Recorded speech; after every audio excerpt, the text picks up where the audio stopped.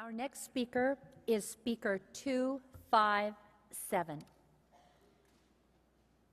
257 will be speaking on the topic, Can Capitalism Survive as an Economic System?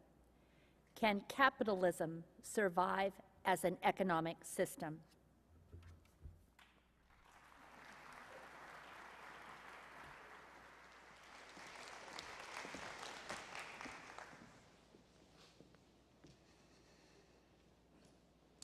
Anagrams. Anagrams are the rearrangement of the letters in one word into another word or set of words.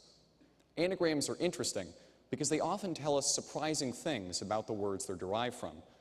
Dormitory, for example, can be anagrammed into dirty room, Elvis into lives, George Herbert Walker Bush into huge berserk rebel warthog. Economists can even be anagrammed.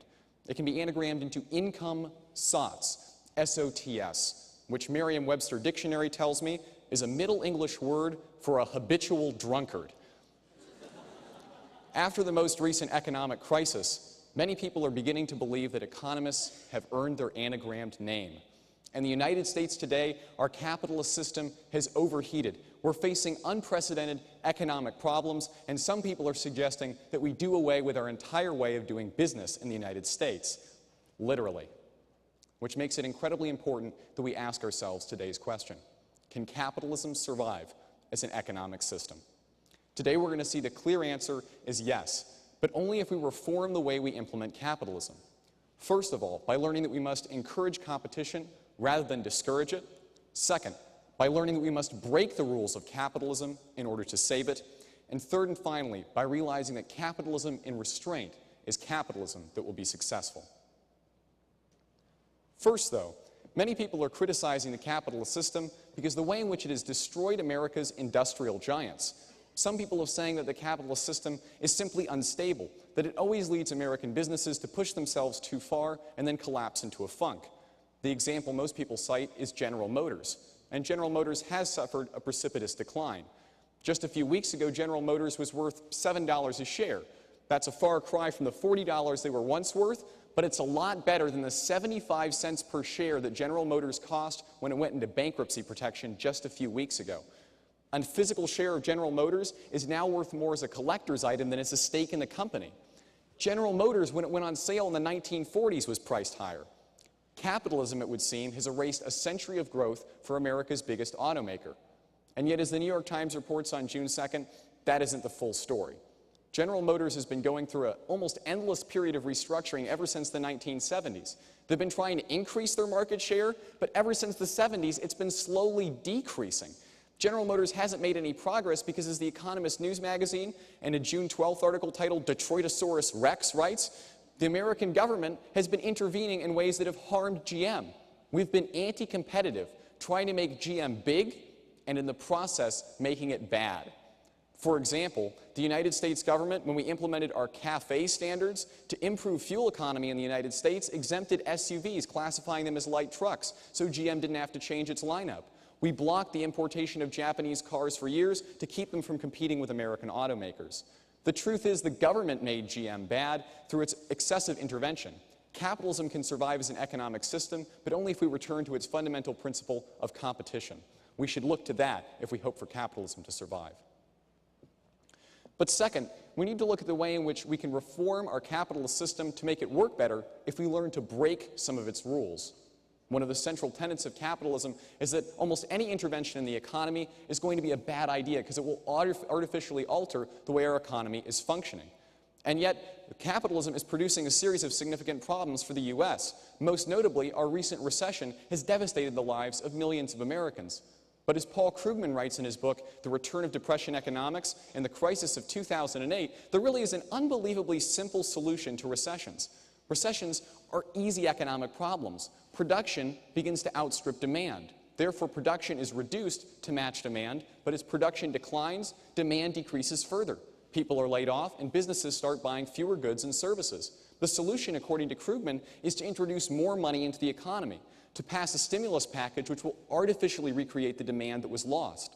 The New York Times reports on June 8th, though, that our stimulus package probably isn't going to have the desired result. Americans were right to be skeptical of such a massive expenditure of government dollars, but we all have to recognize the significance of breaking capitalism's rules every once in a while. The economic system isn't perfect. Sometimes it needs to be repaired. Because we delayed so much on passing the stimulus package, most of its money won't be dispensed until 6 months into next year. And as the Wall Street Journal reports on May 15th, the recession may largely be over by then.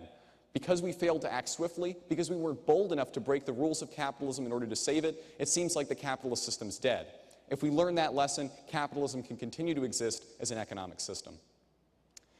But third and finally, capitalism's survival is predicated on our ability to understand that sensible regulation is 100% required in order to make sure that capitalism is a functional economic system. As Paul S. Blinder, a professor at Princeton University, noted in a recent interview, our economic crisis was largely brought on by a shadow banking system, a banking system that existed out of the sight of most Americans, and certainly out of the sight of federal regulators. That shadow banking system was something we intentionally created. As Barron's reported on November 17th, in 2000, a bipartisan commission headed by Phil Gramm passed a bill that deregulated the credit default swap market. Credit default swaps form the foundation of our incredibly unstable house of cards banking system. Credit default swaps were functionally a form of insurance. One bank would issue insurance to the other, be paid a flat fee, and then promise to pay a flat fee to that bank if their investments went sour. They produced almost nothing but pure profit because they were always made on safe bets, like the American housing market, which immediately went sour, sending our banking system into collapse. If we hadn't deregulated, we wouldn't be facing these problems. Capitalism in restraint is still capitalism, and it can survive into the future if we learn how to implement it. Can capitalism survive as an economic system? Today we've seen the clear answer is yes, but only if we learn our lesson. First, by making sure that we encourage competition as opposed to avoiding it. American corporations shouldn't be coddled, they should be forced to compete in the capitalist cycle. Second, the capitalist system can be saved if we make sure that we learn how to break capitalism's rules to invest when necessary. And third and finally, if we make sure that we implement sensible regulation to ensure that our capitalist system is under control. Until we start to implement these sorts of policies, our economy is likely to suffer. Unless we truly change our ways, economists will still be known as income sots, and our economy will still be in crisis.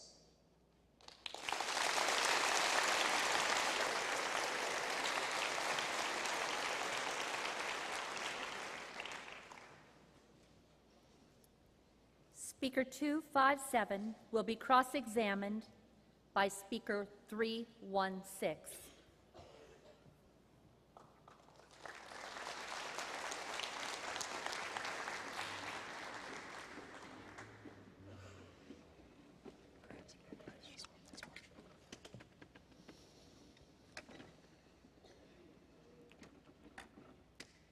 As always, Evan, nice job on the speech, but I do have a couple questions. Now, regarding your first point, you talk about how the government implemented these CAFE standards that didn't affect General Motors, and consequently, General Motors couldn't compete in the global market. But if these CAFE standards hadn't have existed in the first place, would General Motors have taken it upon themselves to make this innovation? That's a good point. CAFE standards were incredibly important because sometimes, as I was saying later on in my speech, the government needs to prod businesses forwards. Remember, we have to break the systems of capitalism occasionally in order to save it. So I think the CAFE standards were an intelligent idea. The error was trying to give GM an unfair advantage on the playing field. We knew GM made mostly SUVs, and instead of looking to the future and forcing them to change their ways like everybody else, we wanted to give them a competitive advantage. That's unfair and it produces problems.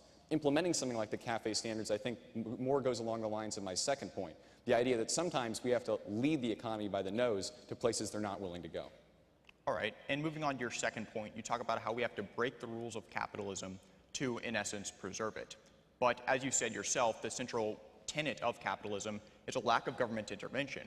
So if we break this rule, aren't we, in essence, preventing the survival of capitalism? I don't think so.